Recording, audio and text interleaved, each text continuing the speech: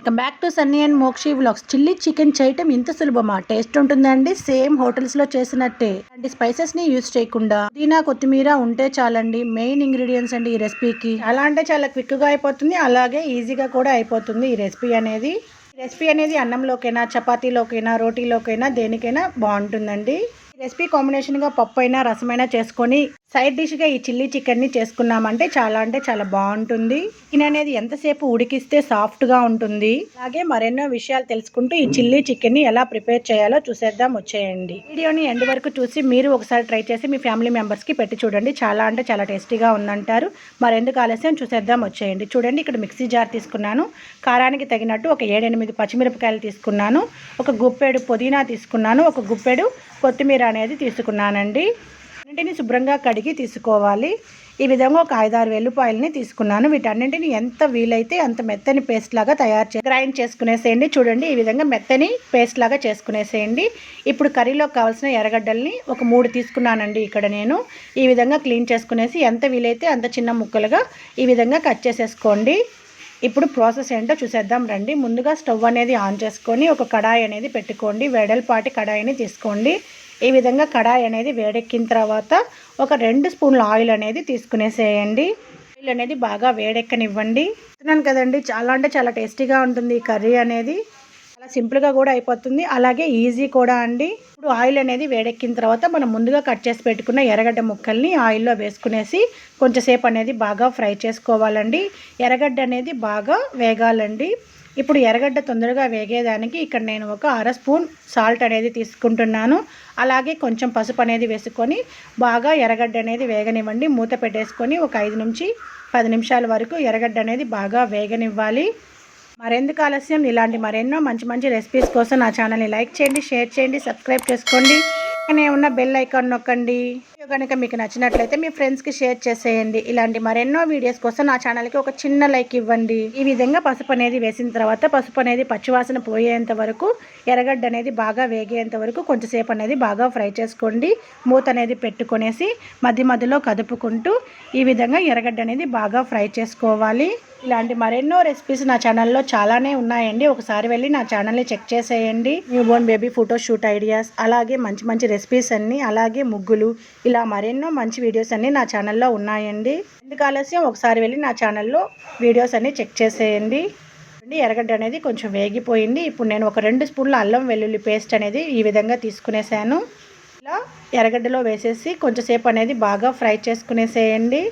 వెల్లుల్లి పేస్ట్ అనేది బాగా పచ్చివాసన పోయేంత వరకు ఆయిల్లో ఫ్రై చేసుకునేసేయండి. ఎవరైతే కొత్తగా నా వీడియోస్ని చూస్తున్నారో సబ్స్క్రైబ్ చేసుకోవడం మాత్రం మర్చిపోవద్దండి. పక్కనే ఉన్న బెల్ ఐకాన్ కూడా నొక్కేసేయండి. అప్పుడే నేను చేసే ప్రతి ఒక్క వీడియో కూడా మీ దాకా వస్తుంది. ఈ విధంగా మూత పెట్టేసి ఒక 5-10 నిమిషాలు అనేది బాగా వేగనివ్వండి. అల్లం వెల్లుల్లి పేస్ట్ అనేది ఎంత వేగితే టేస్ట్ అనేది అంత బాగుంటుంది. ఎప్పుడు కూడా అల్లం వెల్లుల్లి పేస్ట్ అనేది ఫ్రెష్గానే చేసుకొని యూజ్ చేయండి. అప్పుడే కూర టేస్ట్ అనేది చాలా బాగుంటుంది. ఈ విధంగా ఎర్రగడ్డ అనేది వేగిపోయింది కదండి. ఇప్పుడు మనం ముందుగా ప్రిపేర్ చేసి పెట్టుకున్న పుదీనా, కొత్తిమీర, పచ్చిమిరపకాయ పేస్ట్ని కూడా వేసుకునేద్దాము. వేసుకున్న తర్వాత మసాలా అనేది బాగా వేగనివ్వాలండి. మనం ఎంత బాగా వేగనిస్తామో కూర టేస్ట్ అనేది అంత బాగుంటుందండి. కొత్తిమీర పేస్ట్ అనేది వేసుకున్న తర్వాత బాగా వేగనివ్వాలి.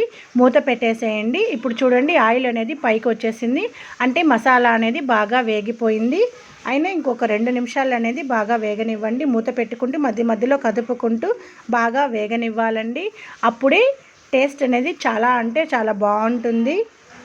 చూస్తున్నారుగా, చాలా అనేది దగ్గర పడిపోయింది. చూసారా, అలా వేగిందో లేదో మనకి తెలియాలంటే ఒక చిన్న టిప్ అండి. ఇక్కడ చూసారా, ఆయిల్ అంతా బయటకు వచ్చేస్తుంది. ఈ విధంగా నేను చికెన్ అనేది ఒక 1/2 కిలో అనేది తీసుకున్నాను.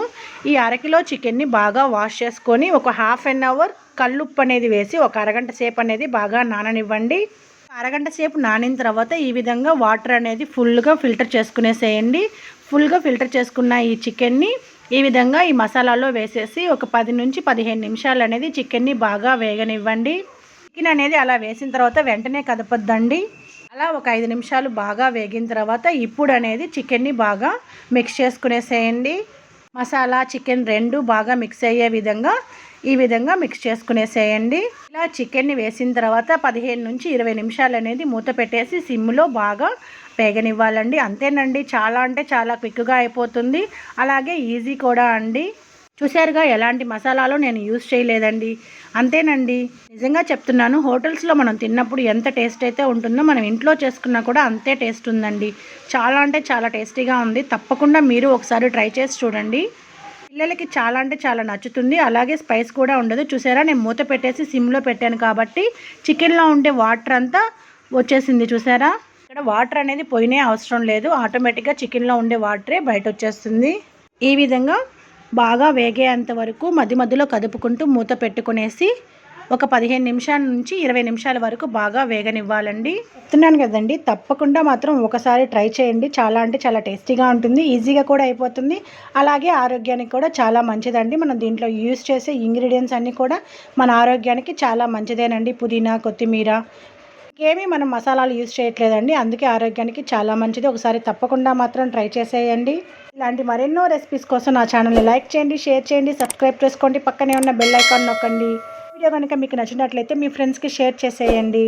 ఇలాంటి మరెన్నో వీడియోస్ కోసం నా ఛానల్కి ఒక చిన్న లైక్ ఇవ్వండి. చూస్తున్నారు కదా, చికెన్లో ఉండే నీళ్ళంతా బయట వచ్చేసింది.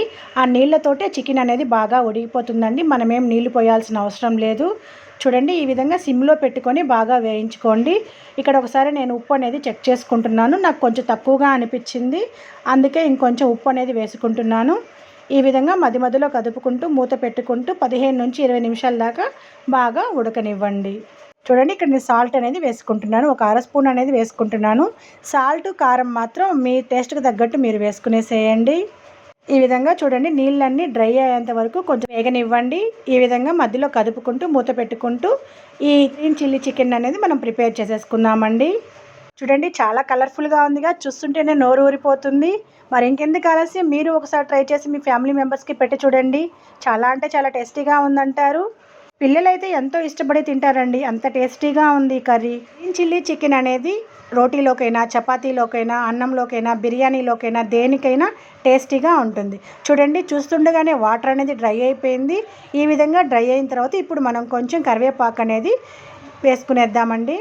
ఈ విధంగా కరివేపాకు వేసుకున్న తర్వాత మొత్తం మిక్స్ అయ్యే విధంగా బాగా మిక్స్ చేసుకునేసేయండి. చూడండి, ఈ స్టేజ్లో మీకు కావాలంటే స్టవ్ అనేది ఆఫ్ చేసేసుకోవచ్చు. ఈ మాత్రం గ్రేవీ ఉన్నా కూడా చాలు అనుకుంటే స్టవ్ అనేది ఆఫ్ చేసుకోండి. లేదు ఇంకా మాకు డ్రైగా కావాలి అనుకుంటే ఇంకొంచెం సేపు అనేది బాగా వేగనివ్వండి. ఈ విధంగా గ్రేవీ ఉండడంలో అన్నంలో కూడా మిక్స్ చేసుకొని తినేసేయచ్చండి, చాలా బాగుంటుంది. ఇంకొంచెం డ్రైగా ఉండడం వల్ల మనం ఏదైనా సైడ్ డిష్గా యూజ్ చేసుకోవచ్చు, అప్పుడు అది కూడా బాగుంటుంది. చూడండి, చూస్తుండగానే దగ్గరికి వచ్చేసింది కర్రీ అంతా. అంటే మంచి మంచి రెసిపీస్ కోసం నా ఛానల్ని తప్పకుండా సబ్స్క్రైబ్ చేసుకోండి, పక్కనే ఉన్న బెల్ ఐకాన్ నొక్కండి.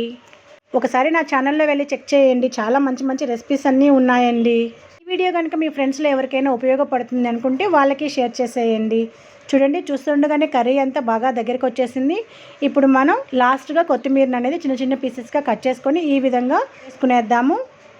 అంతేనండి, కొత్తిమీర అంతా బాగా మిక్స్ అయ్యే విధంగా కొంచెంసేపు అలా ఫ్రై చేసుకునేసి స్టవ్ అనేది ఆఫ్ చేసుకునేద్దాము. అంతేనండి, ఎంతో టేస్టీగా ఉండే, ఎంతో ఈజీగా అయిపోయి చెప్తున్నాను కదండి, నేను చేసిన ఈ ప్రాసెస్లో మీరు ఒకసారి ట్రై చేసి చూడండి. సేమ్ హోటల్స్లో తిన్న టేస్టే ఉంటుంది. అంతేనండి, స్టవ్ అనేది ఆఫ్ చేసేసుకొని వేడివేడిగా సర్వ్ చేసేసేయండి, చాలా అంటే చాలా టేస్టీగా ఉంటుంది. ఎందుకు ఆలస్యం, నేను చేసిన ఈ ప్రాసెస్లో మీరు చేయాలనుకుంటే వీడియో అనేది ఎక్కడా స్కిప్ చేయకుండా ఎండ్ వరకు చూసి మీరు ఒకసారి ట్రై చేసి చూడండి, చాలా అంటే చాలా టేస్టీగా ఉంటుంది. చూడండి, చూస్తుంటేనే ఎంతో కలర్ఫుల్గా ఉందిగా. ఇలాంటి మరెన్నో వీడియోస్ కోసం నా ఛానల్ని లైక్ చేయండి, షేర్ చేయండి, సబ్స్క్రైబ్ చేసుకోండి, పక్కనే ఉన్న బెల్ ఐకాన్ నొక్కండి. ఈ వీడియో కనుక మీకు నచ్చినట్లయితే మీ ఫ్రెండ్స్కి షేర్ చేసేయండి. మరెన్నో వీడియోస్ కోసం నా ఛానల్కి ఒక చిన్న లైక్ ఇవ్వండి. అంతేనండి, స్టవ్ అనేది ఆఫ్ చేసేసుకున్నాను. ఎంతో రుచికరమైన చిల్లీ చికెన్ అనేది రెడీ అయిపోయింది. ఈ వీడియో నచ్చినట్లయితే ఒక లైక్ చేసేయండి.